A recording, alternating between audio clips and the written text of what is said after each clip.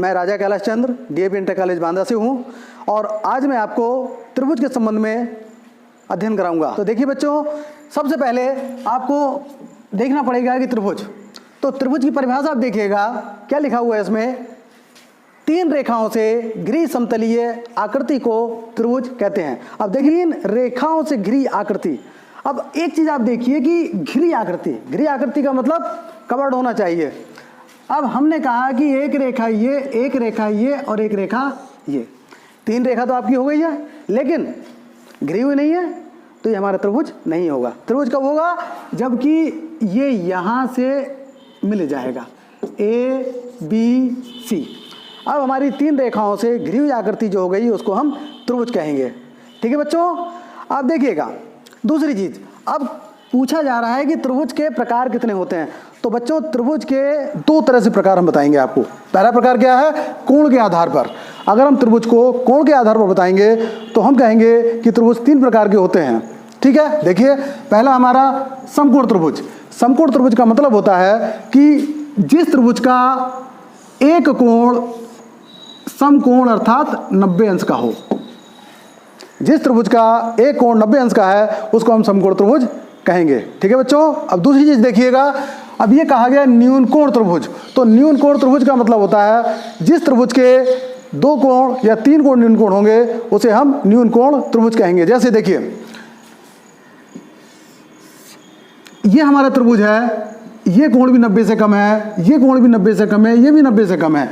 तो अगर तीनों कोण जो है 90 से कम होंगे तो भी हमारे न्यून कोण त्रिभुज होगा, और अगर 2 कोण 90 से कम होंगे तो भी न्यून कोण त्रिभुज होगा। देखिएगा, जैसे ये हमको समद्विबाहु त्रिभुज लग रहा है। अगर तीनों कोण बराबर है, अगर बच्चों तीनों कोण बराबर है तो भी न्यून कोण ही त्रिभुज होगा। हम इसको समबाहु त्रिभुज भी कह सकते हैं। ठीक है, अब हम आ जाएंगे तीसरे प्रकार में, अधिक कोण त्रिभुज। तो देखिए बच्चों, अधिक कोण त्रिभुज में हमको क्या करना है, इसमें सीधा सा हमारा नियम है कि अगर कोई त्रिभुज जिसका एक कोण 90 से ज़्यादा हो परंतु 120 से कम हो तो हमारा अधिक कोण त्रिभुज हो जाएगा। देखिए,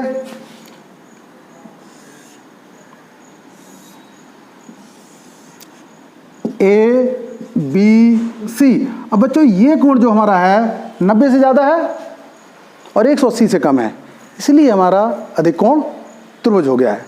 अब देखिए बच्चों, अधिक कोण त्रिभुज हमारा ये है, और आप अगर इसको दूसरे रूप में कह सकते हैं, कौन सा? विषम बाहु त्रिभुज भी कहा जा सकता है। तो देखिए बच्चों, आपको मैंने कोण के आधार पर बता दिया है कि त्रिभुज हमारे 3 प्रकार के होते हैं। ठीक है बच्चों, अब देखिए, अब बी पॉइंट में भुजाओं के आधार पर भी 3 प्रकार के त्रिभुज होते हैं। कैसे? देखिएगा, समबाहु त्रिभुज। समबाहु त्रिभुज का मतलब होता है बच्चों जिसकी ये तीनों भुजाएं बराबर हों उसको समबाहु त्रिभुज कहते हैं।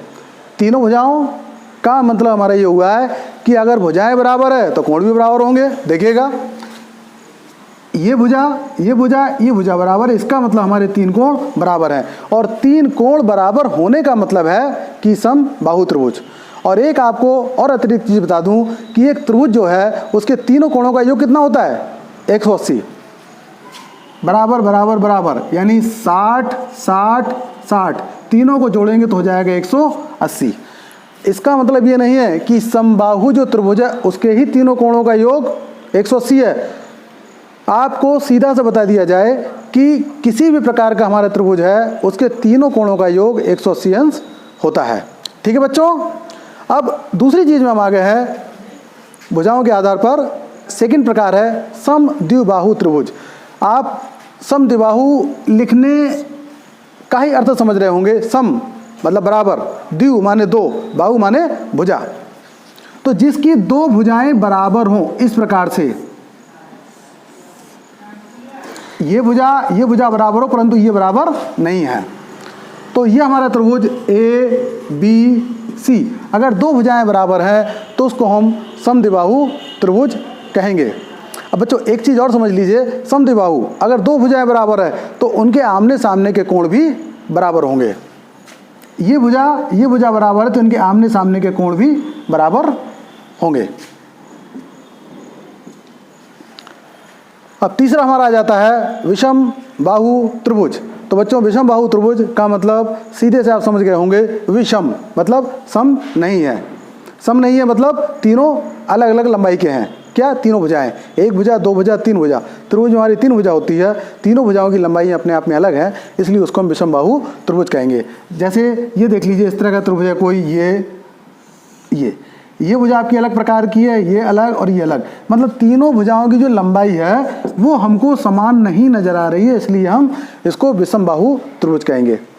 अब दूसरी चीज, अगर भुजाएं समान नहीं है तो कोण भी समान नहीं होंगे। ठीक है, इसको हम कोण नंबर 1 लिख देते हैं, कोण 2 और कोण 3।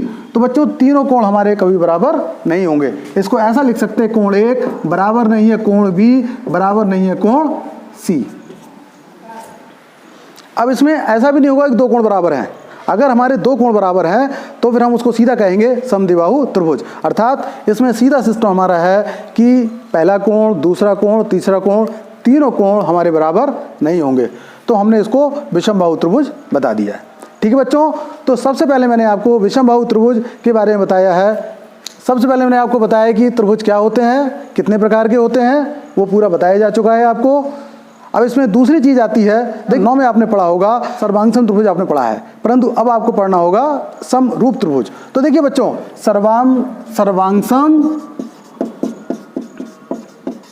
और समरूप,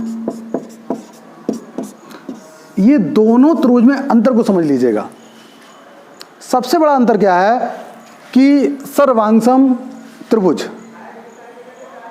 तो आप उसको समरूप ना समझिएगा। सर्वांगसम त्रिभुज का मतलब होता है कि जितना बड़ा पहला त्रिभुज है, मतलब तीनों भुजाएं जितनी जितनी लंबाई की है, तो दूसरा त्रिभुज जो है उसकी भी तीनों भुजाओं की लंबाई वही होनी चाहिए।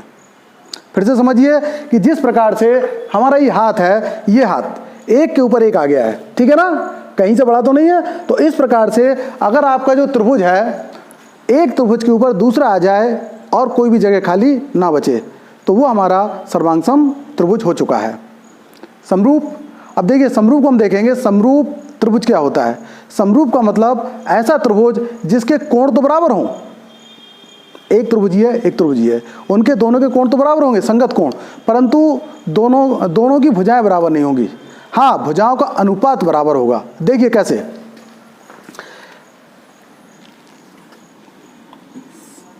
एक भुजा हमारी, एक त्रिभुज हमारा ये है और एक त्रिभुज ये है। अब ये दोनों समरूप त्रिभुज हैं। कैसे समरूप त्रिभुज हैं? ABC, PQR। देखिए बच्चों, ये कोण इस कोण के बराबर होगा, इसको संगत कोण कहेंगे। B कोण Q कोण के बराबर होगा क्योंकि संगत कोण है। तीसरा कोण C कोण R कोण के बराबर है। देखिए मैं लिख देता हूं, कोण A बराबर कोण P, और इधर लिखेंगे कोण B बराबर कोण Q, और इधर लिखेंगे कोण C बराबर कोण R। भाई तीनों कोण हमारे समान हैं, अनुपाती नहीं है, समानुपाती नहीं है, समान है। तो पहली चीज तो हमारी क्लियर हो गई है समरूप त्रिभुज के लिए कि उनके संगत कोण समान हो। ठीक, दूसरी बात, उनकी संगत भुजाएं समानुपाती हों। भुजाएं समानुपाती कैसे हों? जैसे ये हमारी 1 सेंटीमीटर है, तो इसकी संगत भुजा ये हो गई है, ये 2 होनी चाहिए। ठीक है। दूसरा, ये अगर 3 सेंटीमीटर है तो ये हमारी 6 होनी चाहिए। ये हमारी 4 सेंटीमीटर तो हमारी 8 होनी चाहिए। मतलब कहने का कि इनका अनुपात बराबर होना चाहिए। अब अनुपात आप कैसे निकालेंगे? देखिएगा, दोनों त्रिभुज की संगत भुजाओं का अनुपात, ये भुजा क्या है? AB बटे इसकी संगत भुजा PQ बराबर BC, इसकी संगत भुजा QR। तीसरा AC, ये भुजा PR। तो बच्चों ये चीजें हैं, इस भुजा का अनुपात, ये भुजा, ये भुजा, ये भुजा संगत भुजाएं हैं, इनका अनुपात बराबर होना चाहिए, अर्थात ये भुजाएं समानुपाती हों, तब ही हमारा जो त्रिभुज है समरूप होगा। ठीक है ना बच्चों, समझ गए आप? दो चीज़ें हैं, दो प्रॉपर्टीज़ हैं, उनके संगत कोण समान हो, मैंने ये आपको बता दिया है। दूसरा, उनकी संगत भुजाएं समानुपाती हो, मैंने ये आपको बता दिया है। अगर ये दोनों चीज़ इसमें है तो समरूप त्रिभुज होंगे, और अगर ये दोनों चीज़ नहीं है तो बच्चों समरूप त्रिभुज नहीं होंगे। तो देखिए, त्रिभुज में मैंने 2-3 चीज़ें आपको बता दी है। हमारा एक क्वेश्चन है इसी समरूप त्रिभुज पर आधारित। क्या लिखा क्वेश्चन में? यदि त्रिभुज ABC समरूप है त्रिभुज PQR के, तो AB बराबर 6.5 सेंटीमीटर, PQ बराबर 10.4 सेंटीमीटर तथा त्रिभुज ABC का परिमाप 60 है, तो त्रिभुज PQR का परिमाप ज्ञात कीजिए। देखिए बच्चों, ये हमारे समरूप त्रिभुज का प्रश्न है। अब इसमें क्या है, दो हमारे त्रिभुज है, समरूप का मतलब बराबर नहीं होते हैं, अनुपाती, उनकी जो भुजाएं समानुपाती होती है। हाँ, कोण जरूर आपके संगत कोण जितने भी है सब बराबर हैं। तो देखिए, पहले मैं आपको बताता हूँ त्रिभुज किस प्रकार के हैं। तो पहला त्रिभुज हमारा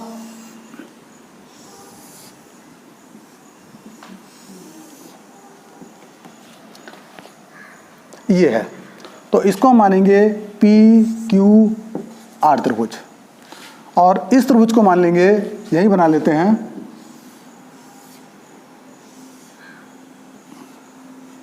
ABC। अब देखिए बच्चों,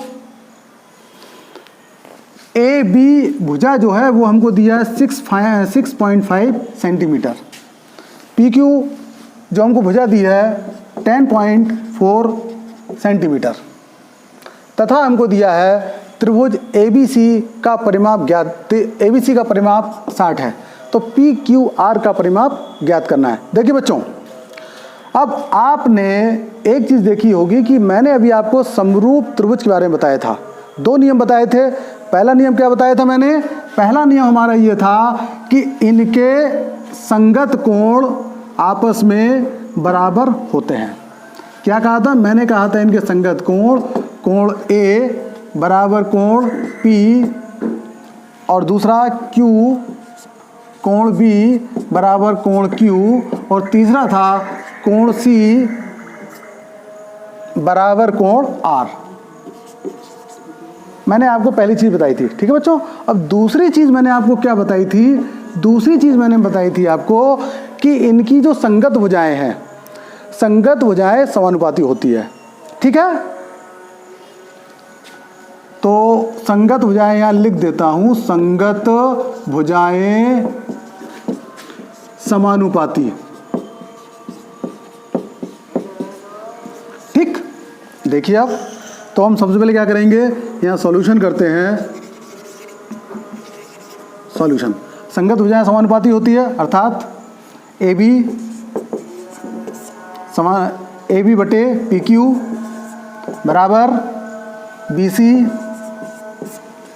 बटे QR बराबर AC बटे PR।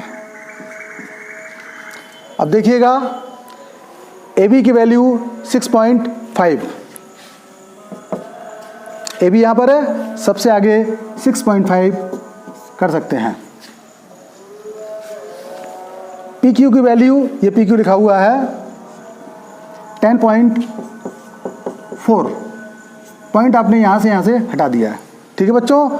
अब हम क्या करेंगे, AB बटे PQ इतना है, परंतु अब हम क्या कर सकते हैं, इसके बराबर भी इसको कर सकते हैं, क्योंकि है इसके बराबर भी इसको कर सकते हैं, इसके बराबर भी इसको कर सकते हैं। देखिए, तो हम क्या करेंगे, सबसे पहले हम इसी को ले लें, AB बटे PQ इक्वल टू 65/104। अब क्या करेंगे बच्चों, हमको मान किसका निकालना है, इसका परिमाप निकालना है PQR का। तो पहले हमको PQ निकालना पड़ेगा, ठीक है। देखिए PQ कैसे निकलेगा, क्रॉस मल्टीप्लिकेशन हो जाएगा, तो हमारा हो जाएगा PQ इक्वल टू 104 AB, और बटे क्या हो जाएगा हमारा 65। तो बच्चों ये हमारा पी क्यू का मान आ गया, ठीक है, यानी पहली भुजा। अब देखिए क्या होगा, अब दूसरा हमारा हो जाएगा।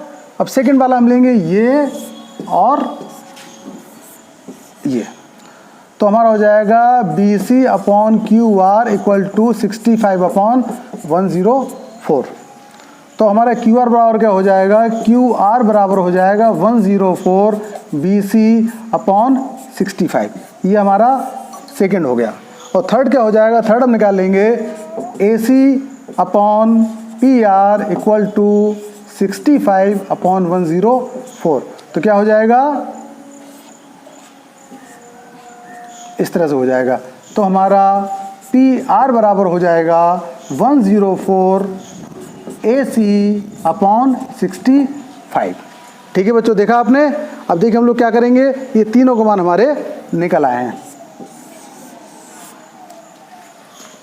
अब देखिए, अब इसको समीकरण 1 मान लीजिए, इसको समीकरण 2 मान लीजिए, इसको समीकरण 3 मान लीजिए। अब हम क्या कहेंगे, समीकरण 1 प्लस समीकरण 2 प्लस समीकरण 3, तीनों को जोड़ेंगे। तो हमारा हो गया P Q plus Q R plus P R बराबर क्या हो जाएगा, ये हो जाएगा 104/65 ए बी प्लस ये हमारा हो जाएगा 104 बी सी बटे 65 प्लस ये हमारा हो जाएगा 104 ए सी बटे 65। ये हमारा इतना आ गया है। देखिए बच्चों, अब क्या करेंगे, अब हमको 104/65 कॉमन नज़र आ रहा है, ठीक है, तो हम इसको यहाँ कर लेते हैं साइड में, कोई दिक्कत नहीं है। तो क्या करेंगे, 104/65 हमारा कॉमन आ गया, तो अंदर बचेगा A B plus B C plus A C, ठीक है, ये हमारा आ गया। अब आप जानते हैं 104/65 जैसा है वैसे का वैसा रहेगा। और आप एक चीज़ जानते हैं कि अगर तीनों भुजाओं को जोड़ दिया जाए तो हमारा परिमाप कहलाता है, ठीक है ना बच्चों। तो तीनों भुजाओं को जोड़ने का मतलब परिमाप, और परिमाप हमको पहले से कितना दिया है, 60, तो इसकी बजाय हम 60 रख देंगे, ठीक है। अब इसका गुणा भाग कर लेंगे तो हमारा क्या आ जाएगा, तो देखिए हम इसको काटते हैं,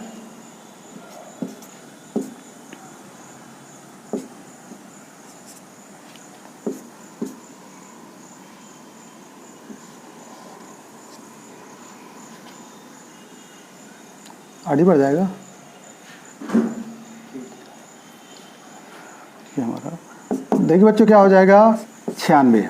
अब बच्चों ये जो हमारा था तीनों को जोड़ने का मामला, तीनों को जोड़ने पर ये परिमाप हमारा ज्ञात हो जाएगा। तो हम क्या कह सकते हैं, इतना सेंटीमीटर। तो हम कह सकते हैं त्रिभुज पी क्यू आर का परिमाप बराबर 96 सेंटीमीटर। बच्चों ये हमारा आंसर आ गया है, ठीक है। देखिए बच्चों, समरूप त्रिभुज पर दूसरा सवाल। देखिए हम जानते हैं कि समरूप त्रिभुज होने के लिए कुछ शर्तें होती है।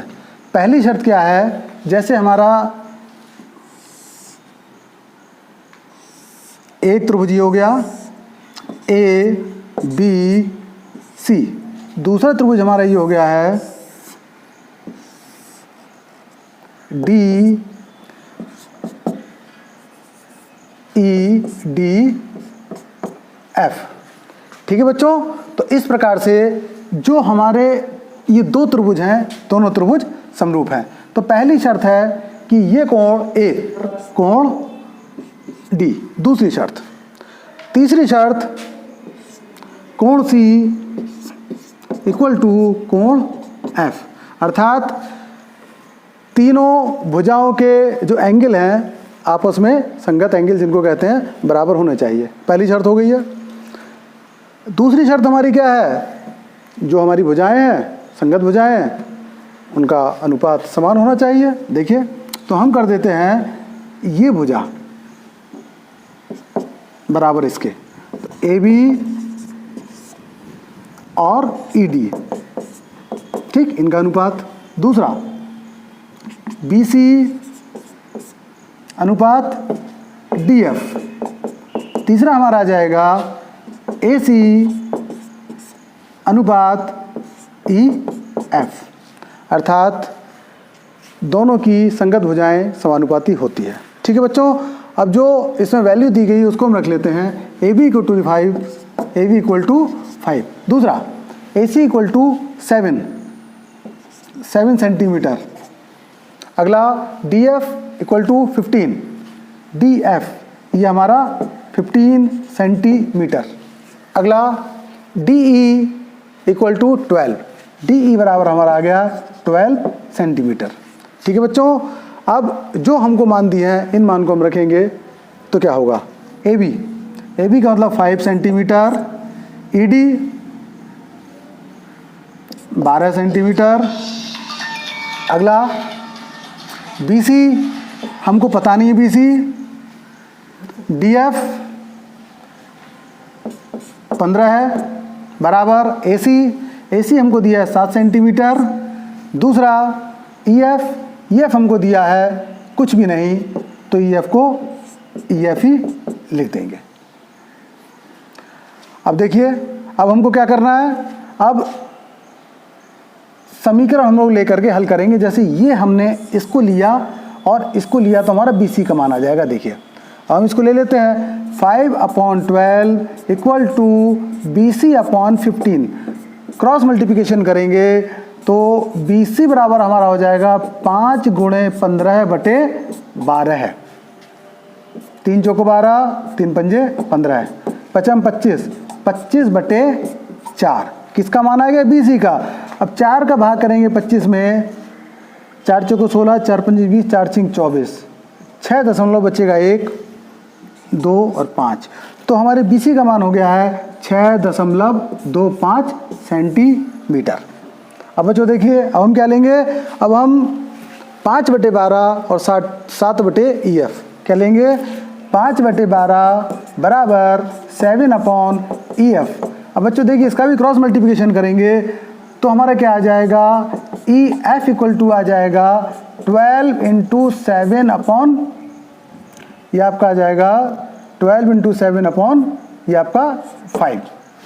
कटेगा तो है नहीं हमारा, तो 12 का गुणा 7 में करेंगे, 12 छिंग 72, 12 सत्ते 84/5। 5 से काटेंगे, 5 एकम 5, 3 और 4 34, 5 छक्का 30, 5 अट्ठे 40, 16.8 सेंटीमीटर।